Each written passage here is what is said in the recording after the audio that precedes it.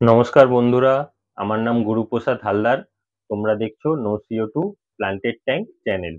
এই চ্যানেলে আমি তোমার অ্যাকুরিয়ামকে কিভাবে তুমি আরো সুন্দর এবং তোমার মাছেদের কিভাবে তোমরা ভালো রাখবে সেই সম্পর্কে বিভিন্ন রকমের টিপস অ্যান্ড ট্রিক্স শেয়ার করে থাকি।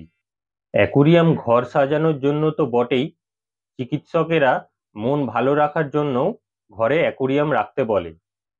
কিন্তু অ্যাকুরিয়াম রক্ষণাবেক্ষণের সঠিক জ্ঞান না থাকার ফলে নতুন যারা অ্যাকুরিয়াম নিয়ে আসে তাদের বিভিন্ন রকমের সমস্যার সম্মুখীন হতে হয়।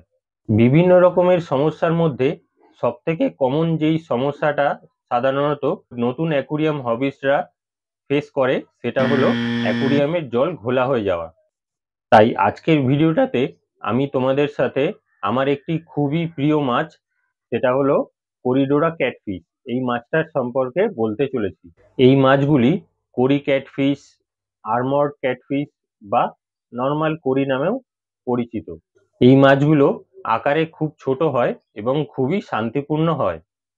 কিন্তু আপনি কি জানেন যে এই মাছটা যদি আপনি আপনার অ্যাকুরিয়ামে রাখেন তাহলে এর থেকে কিছু আশ্চর্যজনক সুবিধাও পাবেন।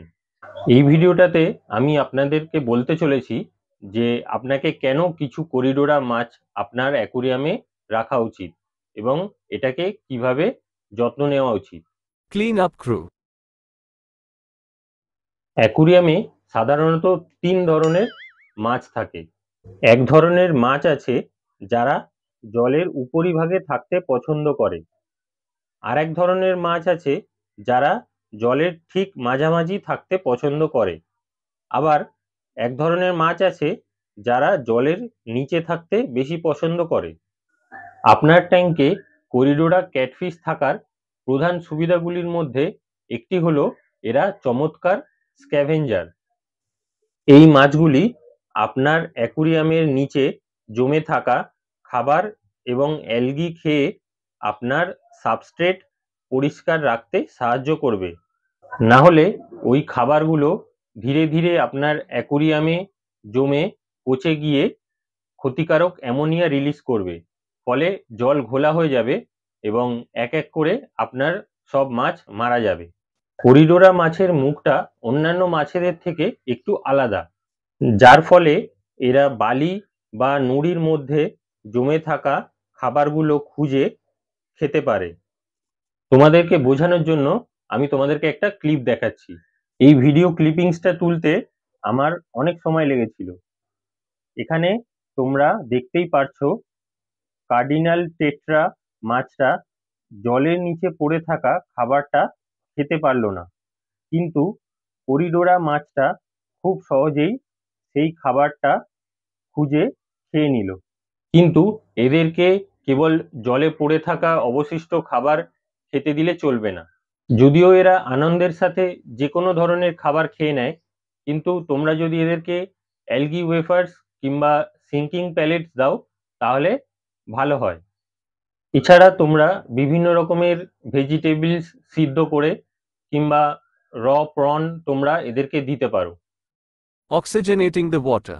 আপনার ট্যাঙ্কে করিডোরা ক্যাটফিশ রাখার আর একটা সুবিধা হলো এরা আপনার অ্যাকুরিয়ামের জলে অক্সিজেন এর পরিমাণ বাড়িয়ে দেয়।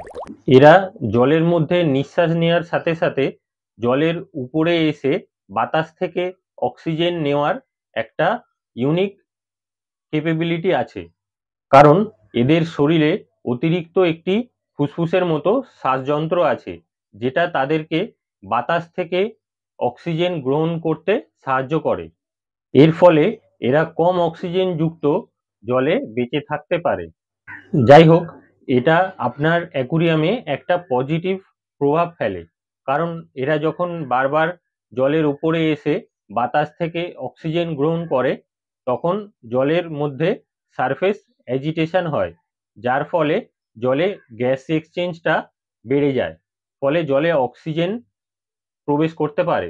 Peaceful community fish. আপনার ট্যাঙ্কে করিডোরা ক্যাটফিশ রাখার তৃতীয় সুবিধা হলো এরা খুবই শান্তিপূর্ণ হয়। এরা মোটেই অ্যাগ্রেসিভ নয় এবং এরা আপনার ট্যাঙ্কের অন্যান্য মাছেদের সাথে শান্তিপূর্ণভাবে মিলেমিশে থাকতে পছন্দ করে। এরা খুবই অ্যাক্টিভ হয় এবং এরা একসাথে দলবদ্ধভাবে থাকতে পছন্দ করে।